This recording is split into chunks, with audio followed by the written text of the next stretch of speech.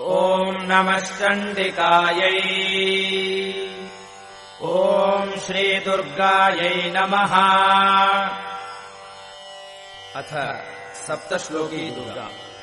शिव उवाच देवि त्वम् भक्तसुलभे सर्वकार्यविधायिनी कलौ हि कार्यसिद्ध्यर्थम् उपायम् ब्रूहि यत्नतः।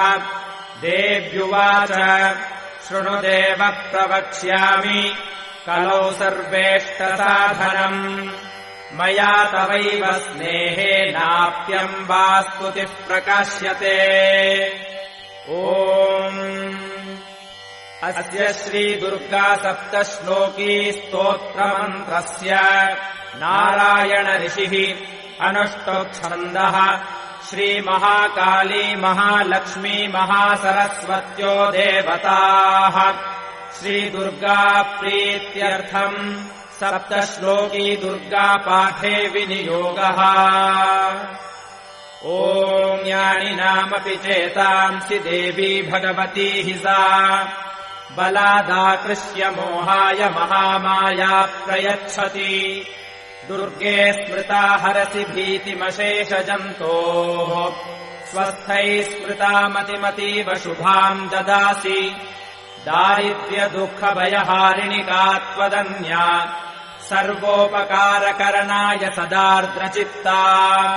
सर्वमङ्गलमाङ्गल्ये शिवे सर्वार्थसाधिके शरण्ये त्र्यम्बके गौरि नारायणि नमोऽस्तुते। शरणागतदीनार्तपरित्राणपरायणे सर्वस्यार्तिहरे देवि नारायणि नमोऽस्तुते। सर्वस्वरूपे सर्वेशे सर्वशक्तिसमन्विते भयेभ्यस्त्राहिनो देवि दुर्गे देवि नमोऽस्तुते। रोगानशेषानपहंसि तुष्टारुष्टातु कामान् सकलानभीष्टान् त्वामाश्रितानाम् न विपन्नराणाम् त्वामाश्रिताख्याश्रयताम् प्रयान्ति।